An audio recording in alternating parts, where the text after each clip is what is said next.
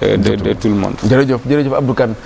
Abdoulaye boobu mi ngi koy wax autour d'une table de négociation est-ce que xalaat nga ne table boobu dina yomb ñu teg ko bu fekkente ne ñi ko war a teg ñëpp ñu ci bëree bëri daanaka dañuy wane ne sax comme si amuñu ci intérêt parce que benn état la ñuy jël di défendre au lieu que ñu boole doo ñëpp waxtaan ak ñoom. Effectivement dina jafe te booy xool stratégie Netanyahu da nga gis ni Netanyahu aujourd'hui stratégie bu mu am mooy véritablement créer les conditions d'une escalade dans le Moyen-Orient pour véritablement étendre les tentacules d'Israël et te itamit booy xool Israël ni muy doxalee surtout avec Netanyahu donte la yeneen premier ministre yi am na ñu doon doxalee mais da ngay gis ni en réalité méthode nazie et fasciste véritablement le état Israël am plus de 60 000 morts à Gaza et ça n'émeut pas la communauté internationale un Ukrainien qui meurt les médias occidentaux véritablement gis nga leen nu ñu koy couvrir nu ñu siy waxee un enfant israélien qu'on a tué gis nga nu ñu siy waxee alors que à Gaza la majorité des 60 000 morts c'est des femmes c'est des enfants c'est des vieillards te itamit li nga xam ne mooy épuration ethnique moo xew ñu détruire lépp li nga xam moo di élément de base ba pare bloqué lépp li nga xam moo di dund ak li nga xam moo di naan détruire tous les hôpitaux jàpp naa ni loolu gëjoon nga ko gis si bi ñuy ñoom bu ñuy dund juif yi di dund holocauste tey booy xool Israël li muy doxee boo xoolee stratégie Hitler ay la nuit du cristal en 1936 ak ni ñu koy waxatee SAS yi bu ñuy détruire pratiquement tout ce qui est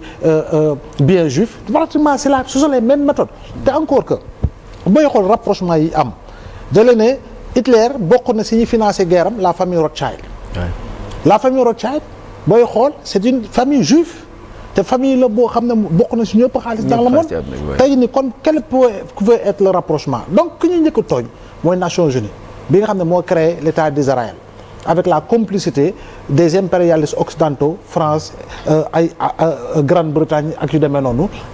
ba ñu créé li nga xam mooy État d'Israël en 1948 donc Israël moom jamono ji gis na ni Biden dem na Trump ñëw na moom yuuxukat la tàngalkat la menacé kat la waaye gis nga mi ngi créer rapprochement parce que diplomatie la jiital contre l'Iran alors que ce n'était pas le cas avec ki nga xam moo di Biden donc Netanyahu xam na ni instant yi il faut mu yàq couper le cordon ombilical de ce rapprochement diplomatique entre Israël et les États-Unis léegi nag il va mettre le bordel carrément def li muy def parce que tamit moom dafay jàpp ni Israël menace bi gën a ngand dans le monde musulman c'est l'Iran parce que guide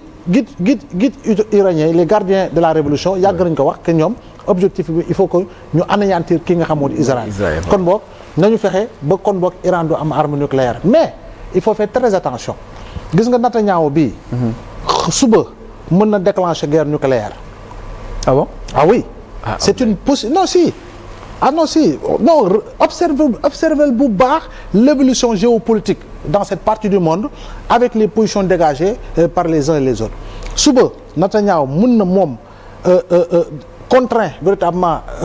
au mur mu déclencher li nga xam ne mooy usage véritablement d'armes nucléaires contre l'Iran apparemment mun na dal ci Égypte apparemment mun na dal ci Turquie parce que moom menaces yooyu yëpp la bëgg déjà anéantir. kon pour yow li ñu naan foyer almet daanaka ci lañ nekk. non mais si et je pense que tey jii nii guerre mondiale duñ ko mënee waxee comme nuñ ko dundee woon en 39-45 mais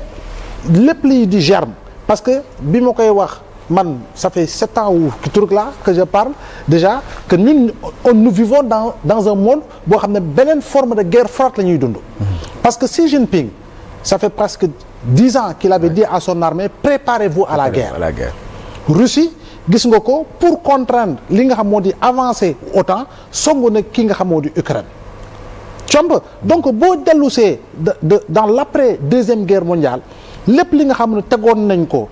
par rapport ak li nga xam moo di bloc yu fi nekkoon jamono ji dafa ñëwaat carrément nga gis ne Chine aujourd'hui mi ngi xool di def ay ñu koy essai militaire ak team Taïwan et cetera suba mun nga xëy ñu la Chine dal na ci kaw Taïwan comp Corée du Nord gis nga ko mi ngi fexe moom di yokk ay armement am mi ngi essayer ay missiles di ko lancer ak yu demee noonu yépp am na loo xam ne xëy na mun na ko waajal donc pour dire que fépp foo dem dans le monde pratiquement en dehors de l'Afrique bien sûr mais brasier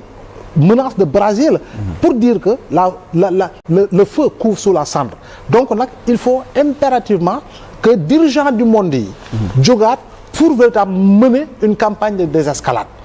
parce que tey nii bu fekkoon ni Israël dafa utiliser benn arme nucléaire yaa ngi gis États-Unis dina si dugg pour mën ko jàppale waaye États-Unis bu duggee mën ko si jàppale Russie dina jóg taxaw te Russie bu jógee taxaw objectif principal Russie ce sera véritablement la destruction des bases américaines stationnées en Europe donc te bul fàtte ni Russie pour bloquer l'OTAN voilà Russie mi ngi tiim Europe avec ay sous-marins nucléaires ak ay bateaux nucléaires ak yu demee noonu donc jàpp naa ni daal adduna bi fu ñu toll nii il faut quand même ñëpp taxaw parce que xam nga lan moo manqué jamono ji ci àddina bi ay jamono dañu on avait beaucoup de leaders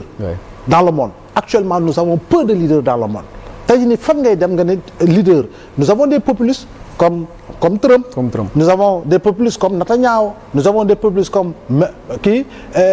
Milei de l'Argentine ak demee noonu pourquoi parce que y a une montée en puissance de l'extrême droite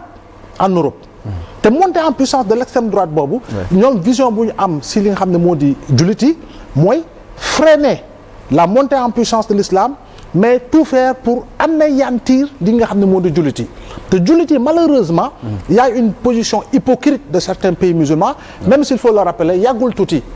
Arabie Saoudite lu mu def tey du ko daaw ko def moom dafa condamné systématiquement li nga xam ne moo di attaque bi te ay jamono defu ko woon parce que quel que soit alpha il y a un rapprochement diplomatique entre l'Iran et l'Arabie Saoudite te jàpp naa ni pays musulmans yi day toog des fois seetaan voilà donc Qatar xëy na mooy sax jouer yenn rôle yi en recevant des leaders du Hamas cey leen foofu ak lu mu fay dugal xaalis demee noonu mais je dis encore une fois monde musulman bi am na lu ñu war a woote rapidement par rapport à l'organisation de la conférence islamique mais également par rapport ak yeneen kuréel yi nga xam ne ça regroupe les entités arabes pour véritablement ñu trouver une solution sinon on ne sait jamais le brasier peut véritablement